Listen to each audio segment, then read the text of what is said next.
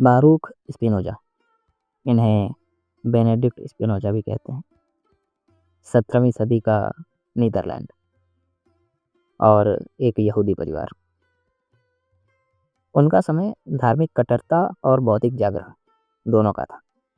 Europe में नए विज्ञान की हवा चल रही थी और धर्म और समुदाय के नियम अभी भी मनुष्य की सांसों पर पहरा दे रहे थे। स्पिनोजा ने इसी वातावरण में शिक्षा पाई, शास्त्र पढ़े, भाषाएं सीखी और जल्दी ही एक तीखे प्रश्न के सामने आ खड़े हुए। क्या सत्य समुदाय की अनुमति से चलता है या सत्य अपने ही रोशनी से चलता है? स्पिनोजा ने दूसरा मार्ग चुना और उसकी कीमत भी चुकाई। स्पिनोजा को समुदाय से निष्कासित कर दिया गया क्योंकि उन्होंने भीड़ के भीतर सुरक्षित जीवन के बदले अकेले सत्य को चुना था। स्पिनोजा का जीवन बाहरी वैभव से खाली था पर भीतर से अत्यंत समृद्ध। वे लेंस घिसने का काम करते थे, वह काम जो आंखों को अधिक दूर देखने के योग्य बनाता है। यह एक सुंदर प्रतीक है। स्पिनोजा ने जीवन भर मन की आंख के लिए लेंस घिसे ताकि मनुष्य वास्तविकता को धुंधले भावों से नहीं, स्पष्ट कारणों से देख सके।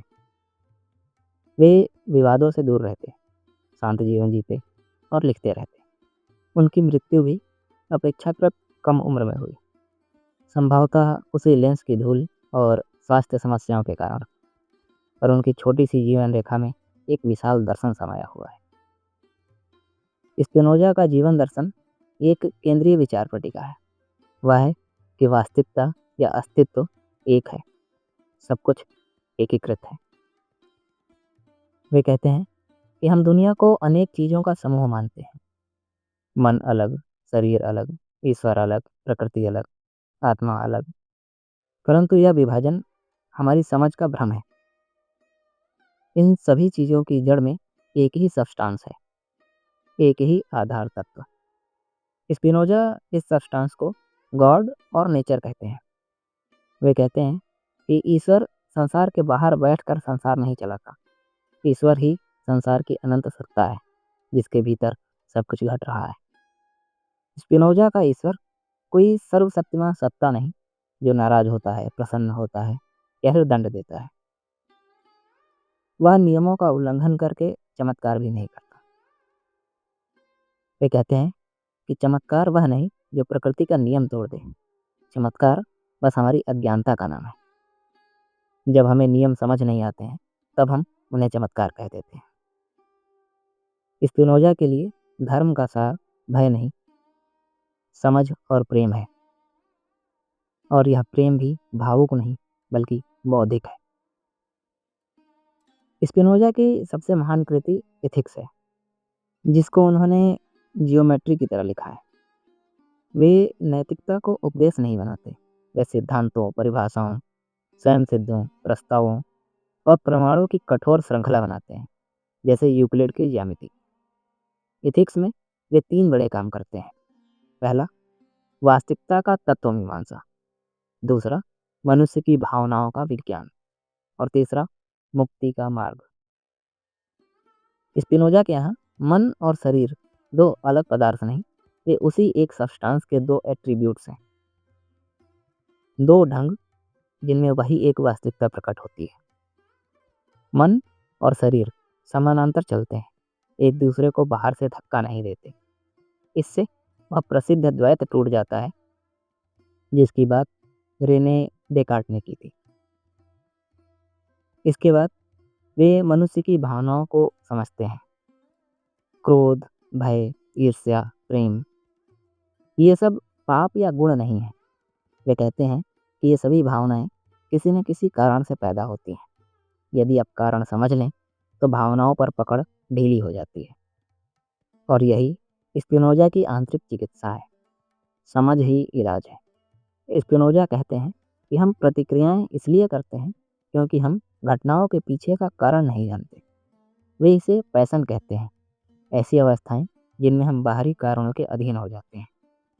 और जब हम कारणों को समझकर अपने भीतर से सक्रिय होते हैं तो यही फ्रीडम है। वे कहते हैं कि जो व्यक्ति कारणों को समझता है वह अंधे आवेग से नहीं चलता, वह अपने स्वभाव की स्पष्टता से चलता है। इसलिए स्पिनोजा की स्वतंत्रता नियति विरोधी नहीं, स्वतंत्रता समझ की स्वीकृति है। स्पिनोजा का नैतिक आदर्श है इंटेलेक्चुअल लव ऑफ गॉड, ईश्वर का बौद्धिक प्रेम। इसका अर्थ है अस्तित्व की एकता को समझना और उस समझ में आनंद पाना, जो किसी वस्तु की लालसा पर निर्भर नहीं है। यह आनंद स्थायी है, क्योंकि वह किसी बाहरी वस्तु के मिलने या छिनने से नहीं आता, वह समझ के भीतर से आता है। स्पिनोजा की मुक्ति इसी आनंद में है, एक प्रकार की धन्यता, ब्लेस्डनेस, जहाँ मनुष्य प्रकृति का भाग होकर अपने भीतर एक स्थिर प्रकाश पा लेता है। स्पिनोजा के अन्य महत्वपूर्ण कामों में थियोलॉजिकल पॉलिटिकल ट्रीटीज है, जिनमें वे धर्म ग्रंथों की व्याख्या, धार्मिक सहिष्णुता और राज्य की भूमिका पर लिखते हैं। वे तर्क देते हैं कि विचार की स्वतंत्रता समाज के लिए खतरा नहीं, बल्कि शांति की पहली शर्त है। और पॉलिटिकल ट्रीटीज में वे राजनीति को भी मनोविज्ञान और वास्तविकता के नियमों के साथ जोड़कर देखते हैं, मानो राजनीति भी मानव भावों का गणित हो। स्पिनोजा को पढ़ना किसी धार्मिक बहस में उतरना नहीं, यह अपने भीतर की एक नई दृष्टि जगाना है। वह दृष्टि जो चीज़ों को अच्छा या बुरा कहकर तुरंत बंद नहीं करती, बल्कि पूछती है कि यह क्यों है और कैसे घटा।